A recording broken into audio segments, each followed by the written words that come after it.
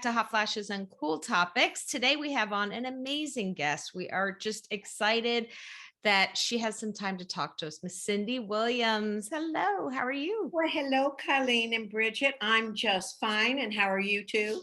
We are We excited. are great. Yes, we're so excited. Where are you? Nashville.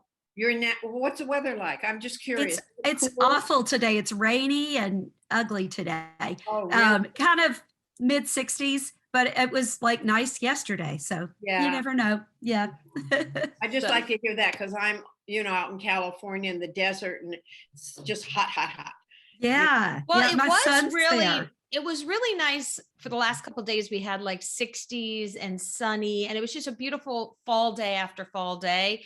And then it started raining. So yeah. What you gonna do on that? Yeah. I'd love to see some rain. Well, then fly on in. Come on in.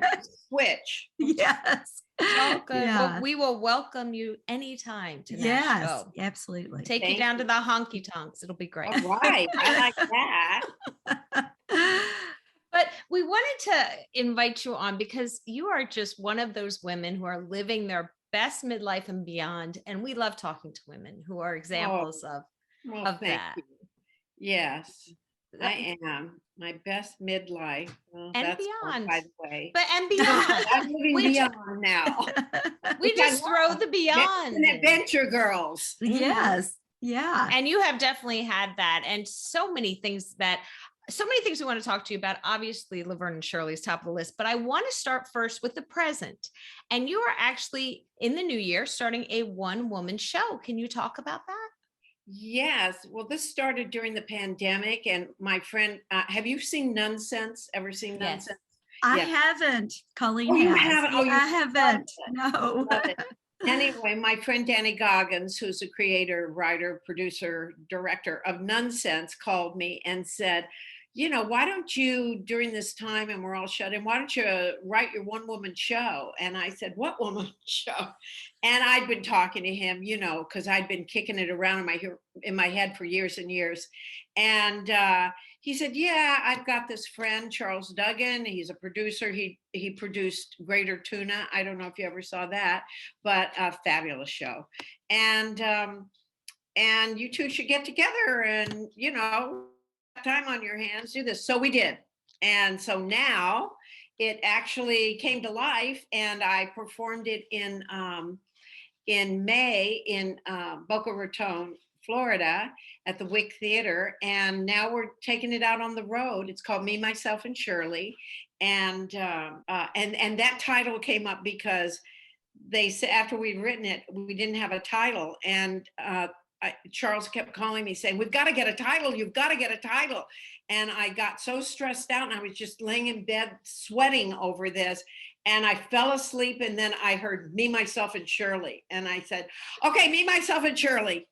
And so that's the title. And Renee Taylor, you know who Renee is? She did The Nanny. She played Sylvia, the nanny. Oh, okay. Yes. She had a one-woman show, and it was called My Life on a Diet. It is called My Life on a Diet.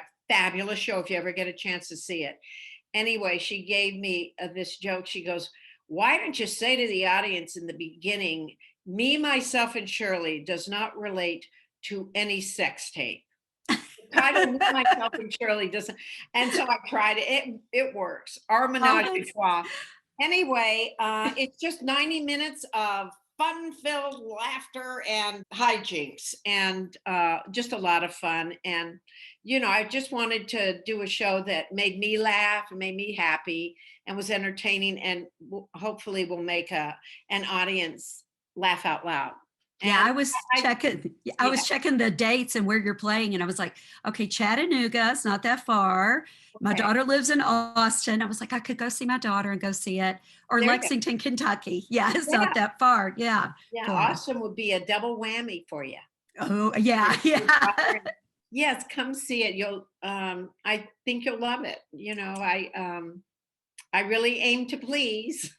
So that's kind of how it came about, and we're still working on it. And so this is the new and improved version of it. And we go out in January, and we go first we play in Palm Springs at the Edinburgh Theater, which is this beautiful theater. And then we just head off to Phoenix and Santa Fe and just across the Midwest. And I'm just really looking forward to it. Oh, that You- sounds Let so me know, fun. Bridget, if you come. Let I me know. will. We can, I'll let you. I can, Oh, yes. I will let Oh, you know. thank- Yeah, I'll well, bring no, you, Colleen. I'm now Yes. going too, people, because Well, you Yeah. too, Colleen. I'm Yes, going you to. come on I'm an too. empty nester. I can travel. Um, just saying. But so, I think in kind of researching your background, I didn't realize you have such a love of theater that you, Oh, yeah. where did that come from? I know you watched television a lot as a child, but where did your love of theater coming from? Well, that's what, when I was in high school, I tried out for the talent show and I did this Bob Newhart routine. And so I got in the talent show, but the drama teacher, who was, he was putting the talent show together, he said, yes, you're in the talent show. And he said, and I'd like to invite you to come into drama and I'll put you right into play production. And he said, if you have an elective next year. So at that time, I wanted to be a nurse, but I was failing biology. So I thought, who wants a nurse who fails biology? And I thought, okay, I'll try this. And I did. But even as a little girl, I loved to put on shows in the garage, and at church. And the talent show and the ice cream social were a big thing, and I was in charge of that. But I went to theater arts. I became a theater arts major at Los Angeles City College, which had this very formidable program. And I learned everything about theater, and I loved theater. I just loved it. And I had such respect and I was in such awe of it. And, but the thing was, I lived in Hollywood. So I was trained for theater when I left, anything in theater, but I wasn't trained for film or television. And that's what I didn't want to set off and go and audition for regional theater or New York. I just wasn't one of those kind of people. That I was too frightened to do that. So I figured, well, someday I'll be in the right place at the right time. In the meantime, I'll get a job as a waitress. And so I waited tables at the International House of Pancakes. And then one day I was in the right place at the right time. And my friend said, she went to AFI, the American Film Institute, and she said, I've got an interview for you if you want to join the Institute. And I said, well, I'm not necessarily a filmmaker, I'm an actor. And she said, yeah, but this could help you, Cindy. So I went over and this interview took place. And at the end of the interview, they said, well, you're an actress, you're not a filmmaker. I said, well, I was thinking, I could make a film and then put myself in the film. And they said, no, we know these two young guys who are starting a management company and for young actors. And they gave me their names and set me up with an interview there. And I went there and interviewed and they liked me. Anyway, all this is in the show. So, and someone just asked me this question about which medium I like better, out of film, television, and theater. And see, Laverne and Shirley was a show that was done like a stage show. And theater's always been my thing. I love to get on stage and I love to be there with the audience. But on Laverne and Shirley, we had the best of both worlds because the cameras were here and they were on dollies. It was the old Lucille Ball crew. And the audience had a live audience that came in on the night we shot the show. And there were about a little over 200 people, and they were behind, in bleachers in a theater setting behind the cameras. And we ran the show like a play. We started at the beginning and ran it all the way to the end. And any mistakes we made, unless they were major and we had to go back and retake it right then and there, we just put aside until after the show was over so the audience could be with us through the entire show. So that medium of theater and film is the best, but they don't do it too much anymore. And but that was it. But if I had to say, I would say theater is my favorite favorite place to be, and thing to do. Yeah, it's so funny. I read your book, The Shirley You Jest, and I was reading it. Just the amazing the people that you have met throughout your career, I've been and so blessed. oh, the story of the Whiskey a Go Go and Jim Oh, Morrison. right. Yeah. Can you tell the listeners that story? Because It's very tough to tell, Yeah. because you would have had to have been there. right, But right.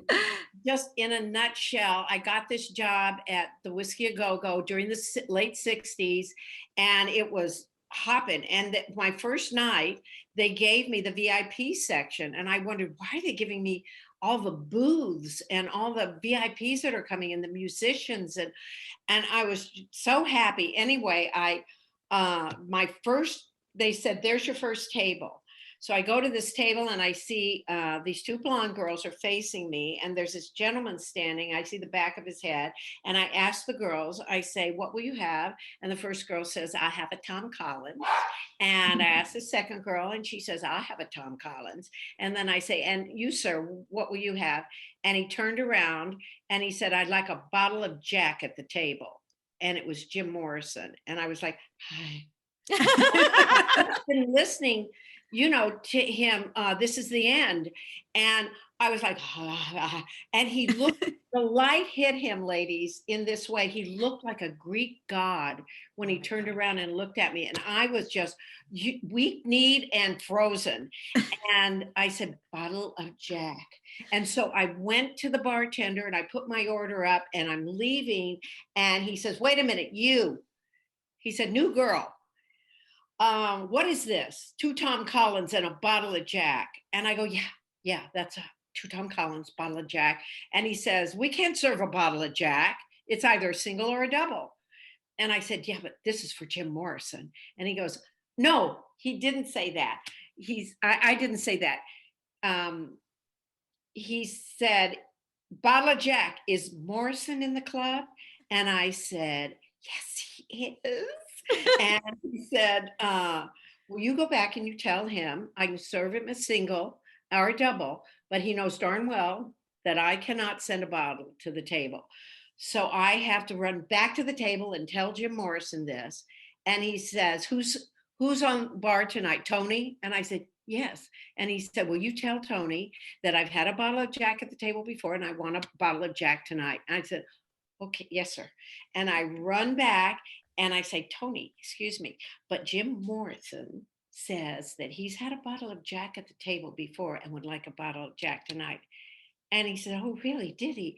Well, you go back and you tell that son of a so-and-so that I will never serve him a bottle of Jack at the table. It's either a single or a double. Now get out of here. So I go back and I say, Mr. Morrison, I'm so sorry, but it's either a single or a double. And he says, you go back there and you tell that so-and-so that I want a bottle of Jack. In fact, I demand a bottle of Jack on the table tonight.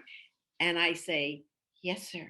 And I run back and I go, Tony, please, please. He says that. I go, this is Jim Morrison. He goes, I know it's Jim Morrison. I don't care who it is. He's not getting a bottle of Jack at the table. You go tell him that right now, single or double.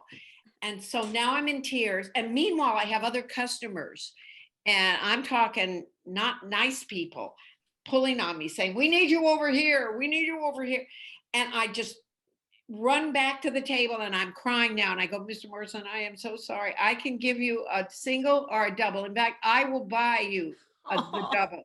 And he said, what's your name? And I said, it's Cindy. And he said, well, Miss Cindy, we're just joking with you. Bring me a double. Awful. And I look around the club and they're all laughing at me, including Tony, the bartender. He just punked me and they set me. But this really went back and forth and back and forth. Me trying to figure out, how am I going to do this? Could I run to a liquor store? I don't have money for a bottle of Jack. I mean, it was crazy. Yeah. And that's the first time I ever heard the term, in the 60s, they go, Miss Cindy, Miss Sally. It was very Southern, for some reason. And I think Jim Morrison was one of the first people to coin that. And just hearing that out of his mouth, Miss Cindy, So I Oh, swooned and I served him a double, and he was just beautiful. oh man. I mean, I've been a server before, and I'm Oh, like, it's nerve wracking enough. And then your first day, and then you're with this, you know, Then it's Jim very famous Morrison. singer. Yeah. Yeah, yeah. And let me tell you something else. When the club would close at night and we'd be doing our side work, blowing the candles out and everything, and cleaning the tables off, Jim Morrison stayed in the club. He'd take his shoes off. He'd crawl up on stage, go up on stage, and he'd use the mic and he'd sing a cappella. Oh, And while wow. we were putting all the, until Mario, the one of the owners of the club, would say, Bert, go find Jim's shoes and drive him home. Oh, Isn't that great? what Wow. a treat. Yeah, What a it was a treat. treat. Oh, That's my when you goodness. needed a cell phone back in the 60s. Come All on. in here, girls, the old That's all fashioned way. here. That's an amazing story. Thank you for sharing that. Yes. My pleasure. Believe me, my pleasure. Oh, I wow. wish I could have taken everyone on earth with me who was a fan of his for that adventure. Oh my Goodness. So when you first started your career, you played a lot of ingenues, friends of the lead. And why do Yeah. you think you were typecast that way? I just had that look of, the first job I got was in television was on Room 222 as a student. And I just looked that I just had that look, and they'd always cast me as the, what's wrong, Jenny? What happened between you and Johnny? And I think I put that in the show. I don't think I took that out where I talk about this. And then I'm always the sympathetic, helpful friend. And I kept thinking, gosh, I do comedy. I want to do comedy. I don't want to play this. And then I got cast in American Graffiti, where I played the ingenue, who's the long-suffering, girlfriend of Steve, who Ron Howard played. And again, I said, no, I don't want this part. I want the part of the fast girl. And they said, Candy Clark is playing that part. And so I said, but this character just cries and whines all night long. And they said, yep, that's the character. And so I played that. And it wasn't until, I guess it was Gary Marshall who just, I got cast on Love American Style a couple of times. And in commercials, I did a couple of funny commercials, but not until I did Laverne and Shirley, really, did I get to do the kind of comedy I wanted to do. And I'd wanted to do it since I was a little girl and saw Sid Caesar and Imogene Coca on your show of shows. You girls are too young to remember that, but if you ever look it up, Google it. Google your show of shows, Sid Caesar, Imogene Coca. And I looked at Imogene Coca and I said, I can do that, when I was very young. And I always liken it to if you're a gymnast. And I talked to Kathy Rigby about this one time, because she asked me, how did you know you could, do what you did? And I said, well, how did you know, you could do what you did? Because you feel it. We all feel it, what we're capable of in our bodies, our minds, our hearts. And so ever since I was very young, I always wanted to, just dream to do that, and knew I could do it. And when we did Laverne and Shirley in the beginning, it was Penny who was going to be the physical, and I was just oh, don't do that, Laverne. I was still the best friend, the lead's best friend.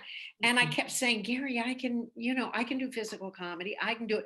The only place I gotten to really play it was at church camp, or, in church at those talent shows that I told you about. So, I begged him. And after about 13 weeks of listening to my belly aching, he came on the set and said, we're going to write a little something for you and see how you perform it. And then we'll see. So he did. I show that clip in the show. And it was just this little thing. And it's when she had her mouth on the vacuum, right? And yeah, you how had did to. you know that? Did I do my research. and I pull it off her, and I was thinking, okay, what would be funny? I couldn't get my leg up high enough to put it on her chest, like right here, to pull it off. but I used her head, and so that got me the real part of Shirley, the funny part of Shirley, the physical funny part. And then from then on, it was like a two-person comedy team show, like Sid Caesar and Imogen Coca, who I really do suggest you look them up and watch those sketches. I remember them individually, but I don't know if I've seen that show. I don't think I've seen that show, but I definitely remember them. Yeah, yeah. 50s, because I was a little girl. And your show of shows. Oh, I'll have to look that up. But I know you probably hear this from so many girls that they would play Laverne and Shirley with like their friend. I mean, I was Laverne and my friend Dina was Shirley. I was Shirley. Oh, she had dark hair. Dina had dark hair. So she was Shirley. And we were going to live in a basement apartment. And, we were going to be roommates. And that's what we were going to do. But it didn't happen like that. So, we it didn't happen for me and Bridget, that was all pretend. Oh, I know. I still want to go back. Oh, don't break her heart. Oh, man. Oh, it could be you. In fact, when I was in college, I lived in a basement on Glendale Boulevard with my friend Edna. Did I talk about AFI before? Yeah. You mentioned the AFI, and Edna was my friend who ended up at the American Film Institute and got me, really got me my first agent in a roundabout way. But something else you said, but it's how all the kids. I know. I was talking to a friend of mine about that. Yeah, about people Halloween pretending to be you. Everyone. Yes. And also, men seem to love to dress up like Laverne and Shirley, almost do it better than Laverne and Shirley did it. And people have named their cats Laverne and Shirley, and there were two mules somewhere who were named Laverne and Shirley. And I could see, listen, if I hadn't been Shirley on Laverne and Shirley, I would have probably watched the show and named my cat Boo Boo Kitty. Right. Yeah. Oh, and I do want the story of Boo Boo Kitty out because that's a great story. That's a great story. But go ahead. My sister and I did have a cat that we named Boo Boo, and we called her Boo Boo Kitty, and she loved to climb this tree anyway. So one day on the set during a run through for the producers, I'm supposed to be cleaning the bedroom, and my line is, Laverne, we have dust bunnies under here the size of grapefruit. And I went up on my line. I couldn't remember it, but I wanted to keep going with the show. And under this bed, the prop man had put all these props, he stored props, and among them was this stuffed black cat. And at the time, my own Boo Boo Kitty, my sister's and my cat, was live and kicking. And so I went up on that line about grapefruit and dust bunnies, and I said, oh, look, Laverne, look what I found, Boo Boo Kitty. And I pulled that black cat out, and the producers laughed. And then I caught the next line. And the reason you do that in rehearsals, by the way, is so you don't lose the rhythm. You try to just keep going. So that's how Boo Boo Kitty came about. And then they started writing for Boo Boo Kitty, like they had Shirley. And I loved it that she took him to be real, and that she would read children's stories to him and talk to him, and very protective of him and covetous of him, and treated him like a real kitty. And the genius of that is, I attribute that to the writers, because that was genius, because everybody can somehow relate to that. Mm-hmm. I miss those shows so much. I miss Laverne and Shirley. I miss Happy Days. It was I think it was Tuesday nights. Do you remember, Colleen? I don't remember what night it was. I think it was Tuesday nights. And I mean, I was like, I just couldn't wait for those shows. It was Tuesday nights at 8 o'clock. And I remember when you were first on Happy Days, when you and Penny Marshall were first on Happy Days, and you had to do like a fight scene or something, or maybe you were it was like you had gotten into a fight or something in the bathroom. I just remember something like that. Right. It was a double date with Fonzie and Richie. And that's right. that Fonzie had set up. And so he was dating Laverne, and Fonzie was going to date me, go out on this date with me. And Penny and I had never seen the show. We happened to be writing together at the time. And then her brother called, Gary called, and he said, I got these two characters on Happy Days, or two girls who date the fleet. And I thought you and Penny might want to come over and play them. And, that's what he said to me. And I looked at her and we said, yeah. So we took a week off from our writing job. Now, neither Penny, and don't tell anyone this, but neither Penny nor I had seen Happy Days. And so we had no idea, but we read the script, and the way we read it was, well, these are floozies. These girls are fun floozies. And so we decided we were going to chew gum, smoke cigarettes, come on when our first entrance, fix each other's bra straps and slip straps, and take the pin curls. We put pin curls in our hair, and we were going to take the pin curls out of our hair. So we did that. We came on stage, and it was a scene where we're supposed to meet Fonzie and Richie at the, I want to say Pizza Bowl, but at Arnold's. Arnold's. Yes. Thank you. And so we came on, and this is during a rehearsal, and we were smoking cigarettes, chewing gum, took out the, pin curls, adjusted each other's bra straps, walked a little further on stage, looked around the room, spotted Fonzie and Richie, took a long drag off our cigarettes and flicked them across the stage toward where the camera would be if we weren't rehearsing. And Jerry Paris, who was directing the show, said, stop! What is this with you two? What do you two think you're doing? This isn't a spin-off. This is Family Hour. You don't smoke in Family Hour and all that other stuff.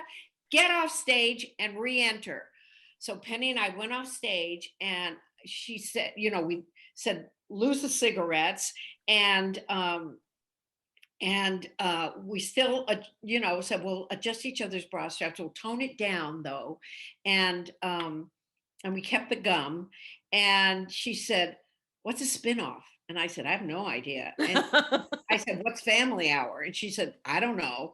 So anyway, we came back on, and then I show a clip of that in my show, a short clip of that. And then we found out later, 2 weeks later, they called and they said, ABC saw the episode you and Penny were on, and they loved it, and they want to spin you girls off. And Penny and I were still writing together, and we looked at each other, and she said, what's a spinoff? And then he explained, your own show, our own show. We couldn't believe it. We laughed when we hung the phone up. So anyway, then that's how it all started. Wow. What was it like working with Penny Marshall? What did it look like? Fun. It looked like fun. Exactly. Yeah. A lot of hard work. Well, it was a lot of fun, but we were both exhausted all the time. Penny and I are the kind of people that can, and I've said this many times before, walk into a room, see the same thing at the same time, pick it and pick out the funny thing about it and make the same exact comment on it. And we just have that, but we're opposite in so many ways. But we're totally, you can't slip a playing card between us when it comes to what we think is funny. We think exactly alike. And it was so much fun. It was the best of times and sometimes the worst of times, because we get exhausted, and we both being Italian, we would, get upset with each other, and, but never took it on stage, never took it on stage, just yell, if we didn't. We always agreed about the bit, we always agreed about what was going to make people laugh, and, and it was always what would make us laugh. If it would make us laugh out loud, then we just figured it was going to make the audience in the studio laugh out loud, and then translate to the television audience. And and we would together we would hold that line and never let them, if they came in, the writers, and said, we don't want you to say that, we want you to say this or not do that and do this, we'd say, no, this is funnier. Whatever was funnier was right, whatever made us laugh out loud. So that we were totally together on. But other things, semantic, other things we could, like I remember one time they had a show where my mother comes on and Penny's character says, blow it out your ear to her. And I said, oh, I don't think Laverne would ever say that. And we got into it over that. Yes, she would. No, she wouldn't. Yes, she would. But little things but never about the comedy. We never disagreed about the comedy, ever, ever. I love the story about you all trying on the plastic pants with Cher. I was picturing it all when I was reading it. I was just picturing that. And that's exactly what it was. Any woman will know. Yeah. Pants this big and your thighs are like that. Yeah, that was at Fiorucci's. I had that story in the show, but then I took it out. And there's another story that goes along with it, or happened a year before. Mm-hmm. And we were going to the premiere of Grease at Grauman's Chinese Theater. And we had to go straight from the sound stage, rehearsing, get dressed and go to Grauman's. And so we're running across Paramount lot they said, oh, the car that's waiting for you is, and it was just our luck. The car would never come for me and Penny. We'd have to run for it. It was just a vibe, I guess, or some kind of thing we put out. And so we're running for this car and we're running past the sound stage and we see Cher she's sitting down on the ground, with her back up against the soundstage door. And we stopped and we said, hello. And she said, well, hello. And just then I'd been talking with Penny and I said, did you bring any lipstick or lip gloss? And she goes, no, I thought you had. I said, I don't. I have none, of my lips are dry. Anyway, Cher must have overheard us saying that. And she goes, here. And she hands us her lip gloss. And so we put it on and she said, you girls are lucky. You're going to the premiere of Grease. And I could hear Penny thinking it too. Why isn't Cher invited? But this was before Cher was Cher. And we had to go, but, we discussed it in the car that, Cher should have been invited to this. And why wasn't she invited to it? And so years later, that thing at Fiorucci, this is like 3 years later. And we were at Fiorucci's in Beverly Hills and we decided to try on these brand new vinyl black disco pants that did not give. They were like plastic. And they weren't stretchable. So she goes in one room and I go in another and we're trying them on. And she said, turn over, just turn. I said, lay down on your back and try pulling. She goes, what do I do with this blob in the middle? I said, push it in and zip it up. You can do it. And then she said, I'm now on my stomach. She said, I feel like a turtle. And so anyway, we crawled out, we got them on, and we were really thin at the time. And just as we got out, we looked at each other and I said, I'm not getting them. And she goes, me neither. Cher walks by in like a headdress with friends. And she goes, those pants look great on you girls. I'd get them. And we did. And they hung in our closets for 20 years with dust on the, on the top here. I never to put them on again, but those were the Cher pants. They didn't have spandex, wasn't invented yet, I guess. It was kind of a spandex. I guess it was the beginning, but they seemed like vinyl, like plastic. Like no give. Yeah. No give and no breathing room. Yeah. It's like you either get into them or you don't. And then getting you roll them down or get someone to do that for you. It was very funny. Don't sweat when you're in those. It would not be pretty. No. That's how you would get them off. But we were so happy that now Cher was Cher. You know, Yeah. I mean, Yeah. That's really something. That's a That- great. You also didn't realize how popular you were working so many hours. You didn't realize how popular Laverne and Shirley had become to the No. outside world. Never. Even to the day that Penny passed, we were never. To this day, like people will say, "Oh, I saw your show when I was a kid." You know, all those things are such a blessing, but we couldn't. When the show first premiered, Gary Marshall came down to the set and he showed us all the overnights. Do you know what those are? Mhm. Where they show you how many Oh, people watch the show you know, in the Midwest, on the East Coast, and it was something like in the millions.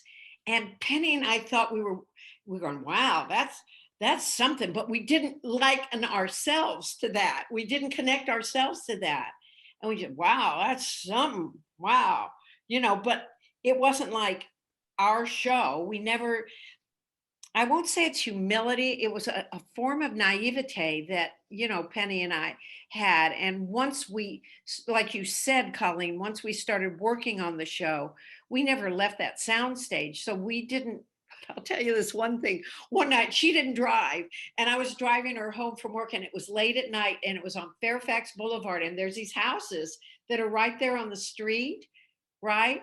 And I could see in the window and people were watching Laverne and Shirley.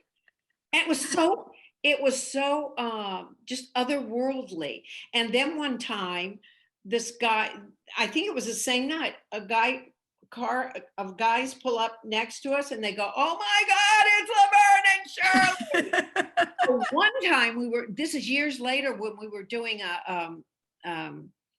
you know, a reunion of the show, and we were trying to get on the Paramount lot, and the guard comes out and says, "I need to see both your driver's licenses." And I start to get mine, and she slaps my hand away, and she goes, "Do you know who we are?"